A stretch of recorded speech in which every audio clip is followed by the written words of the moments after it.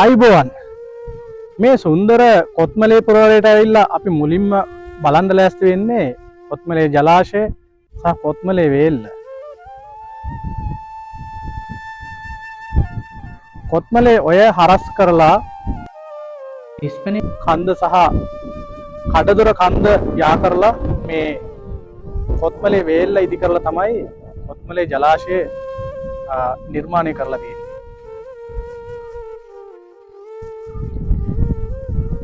මේ කොත්මලේ වේල්ල මෙහා කොනේ ඉඳන් එහා කොනට වේල්ලේ දිග විදියට සඳහන් වෙන්නේ මීටර් 600ක්. ඒ වගේම සම්පූර්ණ පළල මීටර් 10ක්. වේල්ලේ උස මීටර් 87ක්. ඒක අඩි වලින් නම් අඩි 261ක්. ඒ කියන්නේ මේ ජලාශයේ සම්පූර්ණ ගැඹුර අඩි 261ක්. අඩි 261ක් කියන්නේ තට්ටු 20ක 21ක විතර තට්ටු නිවාසයක උස තරම්.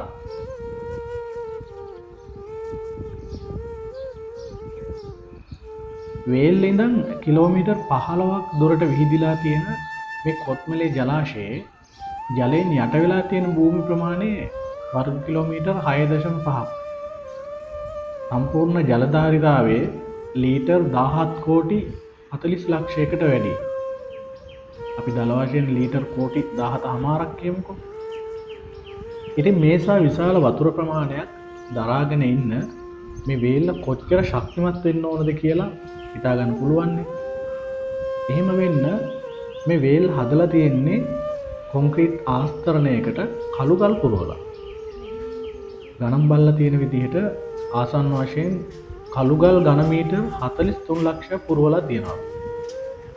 ඉස්පෙනේ කන්ද පැත්තෙම තිබුණ ගල් කොරියකින් තමයි මේ වේල්ල පුරවන්න ඕන වුණ ගල් සියල්ල ලබාගෙන තියෙන්නේ. ලංකාවේ එදා මෙදා තුර ක්‍රියාත්මක කරපු දැවැන්තම සංවර්ධන යෝජනා ක්‍රමය තමයි මේ මහවැලි සංවර්ධන යෝජනා ක්‍රමය. අවුරුදු 30න් ක්‍රියාත්මක කරන්න සැලසුම් කරලා තිබුණු මේ වැඩසටහන ජේ.ආර්. ජයවර්ධන රජයේ පත්වීමෙන් පස්සේ කඩිනම් මහවැලි සංවර්ධන යෝජනා ක්‍රමය කියලා අවුරුදු 6කින් අවසන් කරන්න තීරණය කරනවා. මේ ආණ්ඩුවේ ඉඩම් සංවර්ධන සහ මහවැලි සංවර්ධන කටයුතු සම්බන්ධයෙන් හිටපු කැබිනට් ඇමතිවරයා තමයි ගාමිණී දිසානායක මහතා.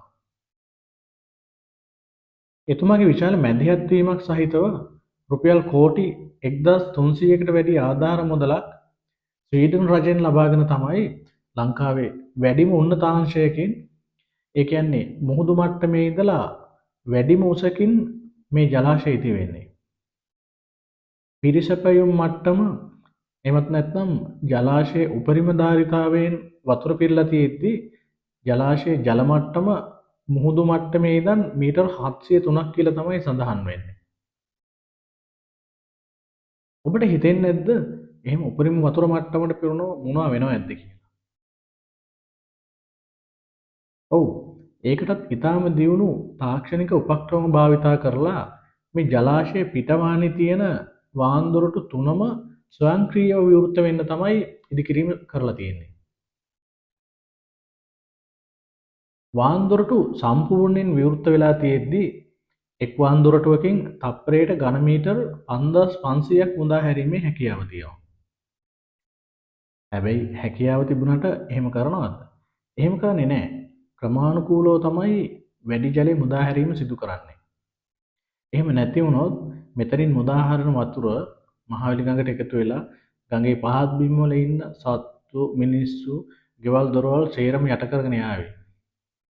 පහුගිය දිත්වා දවස්වලත් අනපේක්ෂිත විදියට මේ ජලාශයෙන් ජලය මුදා හැරීමට සිදුවීම නිසා ගම්පල අවට ප්‍රදේශවල දැවැන්ත හානියක් වුණ හැටි අපිට මතකනේ. මේ වාන්දොරටු තුනෙන් පිට කරන වැඩි ජලය පැරණි කොත්මලා ඔය දිගේම ගිහින් මෙතන ඉඳන් කිලෝමීටර් 6මාරක් පහළින් තියෙන උලපනේ පොල් වතුර කියන ප්‍රදේශයෙන් මහවැලි ගඟට එකතු වෙනවා.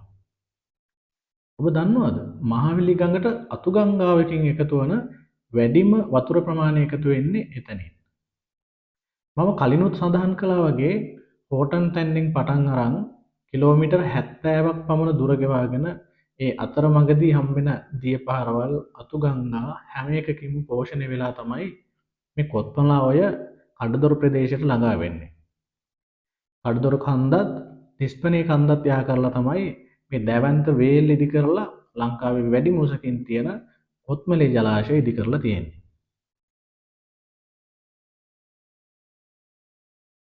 මහවැලි ගඟ ශ්‍රීපාද කන්දෙන් පටන් අරන් මේ කොත්මලා ඔය වගේ අතුගංගා විශාල ප්‍රමාණයකින් පෝෂණය වෙමින් කිලෝමීටර් 335ක් මග ගෙවාගෙන ගිහිල්ලා කොඩ්ඩියාරම් බොක්කෙන් තමයි මුහුදට වැටෙන්නේ. ඒ යන අතරමඟදී ලංකාවේ විදුලි බල පද්ධතියට විදුලි බලයෙන් උපරිම දායකත්වය දක්වන්න ජලාශ 7ක් පුරවගෙන තමයි ඒ ගමන යන්නේ. ඒ අතරිනුත් මුල්ම ජලාශය තමයි මේ කොත්මලේ ජලාශය. ඊළඟට පොල්ගොල්ල, බෝවතැන්න, වික්ටෝරියා, රන්දෙනිගල, රන්ටබේ සහ මාදුරුවය කියන ජලාශ සියල්ලටත් ජල පෝෂකය වෙන්නේ මේ මහවැලි ගඟම තමයි. මම කිව්වනේ මහවැලි ගඟ තැන් තැන් වලින් හරස් කරලා මේ විදිහට ජලාශ හදන්න ප්‍රධානම හේතුව රටේ විදුලි බල අවශ්‍යතාවයෙන් වැඩි කොටසක් ජල විදුලිය ලෙස ලබා දීම කියලා. ඉතින් මේ කොත්මලේ ජලාශයේ ජලයනොත් විදුලි බලය උත්පාදනය කරන්න විදුලි බලාගාරයක් තියෙනවා. හැබැයි ඒක තියෙන්නේ ටිකක් දුරින්. ගම්පොළට කිට්ටු අටභාග ප්‍රදේශයේ තමයි ඒ විදුලි බලාගාරය පිහිටලා තියෙන්නේ. මෙතන ඉඳන් කිලෝමීටර් 7කමාරක් දුරින්. මේ සම්පූර්ණ දුරම විදුලි බලාගාරයට අවශ්‍ය කරන ජලය අරන් යන්නේ භූගත නලයක් ඇතුළෙන්. මේ භූගත නලය විස්කම්භය මීටර 6.4ක්. එහෙමත් නැත්නම් අඩි වලින් නම් අඩි 21ක් පමණ විශාල නලයක්. ඒ නල මාර්ගය ආරම්භ වෙන්නේ මේ ජල මට්ටමේ ඉඳන් අඩි 50ක් පමණ ගැඹුරින්. ඔබ පරීක්ෂාවෙන් බැලුවොත් ඔබට පේනවා මේ හරි රෝලර් දෙකක්. ওই රෝලර් දෙකේ පතුල ආසන්නෙන් තමයි අශ්වලාඩමක හැඩයෙන් එහෙමත් නැත්නම් ඉංග්‍රීසි යු වකුර හැඩයකින් ඒ නලය ආරම්භ වෙන්නේ. ඉතින් මේ භූගත නල මාර්ගයෙන් අරන් යන ජලයේ පීඩනයෙන් තමයි විදුලි උත්පාදනය කරන්න අවශ්‍ය විදුලි උත්පාදක යන්ත්‍ර කරකවෙන්නේ. එහෙමත් නැත්නම් ටර්බයින කරකවන්නේ. මෙගාවොට් 67ක උත්පාදන ධාරිතාවයක් තියෙන ටර්බයින් 3ක් මේ ජලයෙන් කරකවනවා. ඒ විදිහට රටේ විදුලි බල පද්ධතියට කොත්මලේ බලාගාරයෙන් ලබා දෙන දායකත්වය මෙගාවොට් 201ක්. ජල විදුලි බලාගාරයකින් ලබලා දෙන දෙවැනි වැඩිම විදුලි ධාරිතාවය තමයි ඒ. ලංකාවේ වැඩිම ජල විදුලි දායකත්වය දක්වන මෙගාවොට් 240 ලබලා දෙන්නේ වික්ටෝරියා ජල විදුලි බලාගාරයෙන්. කොත්මලේ විදුලි බලාගාරයෙන් ඉවත් වන ජලය නැවත අටභාගය ප්‍රදේශයෙන් මහවැලි ගඟට එකතු වෙනවා.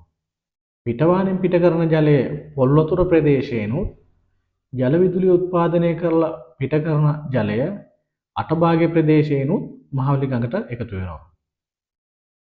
මේ කොත්මලේ ජල විදුලි බලාගාරය සම්පූර්ණයෙන්ම පොළොව යට භූගත විදිහට තමයි ඉදි කරලා තියෙන්නේ.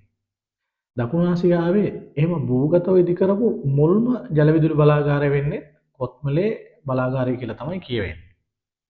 මේ වේල්ලේ කටයුතු සිදු කරනු කාලවකවානුව ගැන සඳහන් කළොත් එහෙම 1979 පෙබරවාරි 4 වෙනිදා තමයි වේල්ලේ ඉදිකිරීම සුබ මොහොතින් ආරම්භ කරන්නේ. මේ අවස්ථාවට මහවැලි ඇමති ගාමිණී දිසානායක මහතා වගේම එවකට ලංකාවේ ජනාධිපති ජේ.ආර්. ජයවර්ධන, අගමැති ප්‍රේමදාස යන මහත්වරුත්, ඒ වගේම ඉන්දියාවේ හිටපු අගමැති මොරාජි දේසායි, ස්වීඩනයේ එවකට හිටපු අගමැති ඕලා උල්ස්ටේන් කියන මහත්වරුනොත් සම්බන්ධ වුණයි කියලා මේ පළකේ සඳහන් කරලා තියෙනවා. අවුරුදු 5ක්ම වැඩ කරලා වේල්ලේ වැඩ ඉවර කරලා 1984 නොවැම්බර් 17 වෙනිදා තමයි මංගල දියවැරේ පුරවලා ජලාශය පුරවන්න පටන් ගන්නේ. මාස 9ක කාලයක් වතුර පිරුණාට පස්සේ 1985 අවුරුද්දේ අගෝස්තු 24 වෙනිදාට යෙදුන සුබ මොහොතින් තමයි මේ දැවැන්ත ජලාශය ජනතා අයිතියට පත් කරන්නේ. මේ සංවර්ධන ව්‍යාපෘතිය පුරාවට එතුමා කැපවීමෙන් ලබලා දීපු දායකත්වයට උපහාරයක් විදිහට 2003 දී මේ ජලාශය කොත්මලේ ගාමිණී දිසානායක ජලාශය නමින් නම් කරනවා. ඉතින් මේ වගේ දැවැන්ත ව්‍යාපෘතියක් සිදු කරන්නේ දහස් ගණනක් මිනිසුන්ගේ ලේ දහටිය මතින්.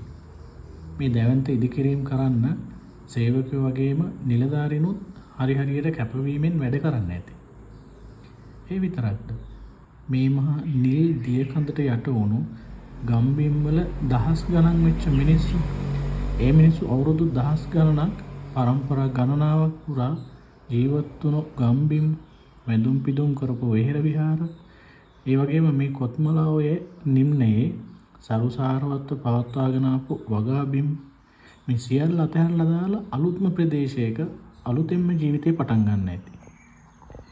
ඒ සියල්ල අනුස්මරණය කරන්න ගාමිණී දිසානායක මහතාගේම අදහසකට අනුව මේ මොනර කන්දේම කොත්මලේ ජලාශය හොඳින් පෙනෙන්න තියෙන තැනක දැවැන්ත චෛත්‍යයක් ඉදි කරනවා. ඒක නම් කරන්නේ මහා වෙලිසෑය නමින්. ඒ වගේම මේ එකතු කරන මහා ජලස්කන්ධයෙන් නිපදවන විදුලි බලයෙන් රටේ සංවර්ධනයට අද දක්වා දැවැන්ත මෙහෙවරක් කරමින් තියෙනවා. ඉතින් මේ කොත්මලේ ජලාශය සහ කොත්මලේ වේල්ල නරඹන්න ඔබ එනවා නම් මේ ප්‍රධාන ප්‍රවේශ මාර්ගයට ටිකක් උඩට ගියාම තියෙන කාර්යාලයෙන් ඔබට ඉතා සුළු මුදලක් ගෙවලා ටිකට් පතක් ලබා ගන්න වෙනවා.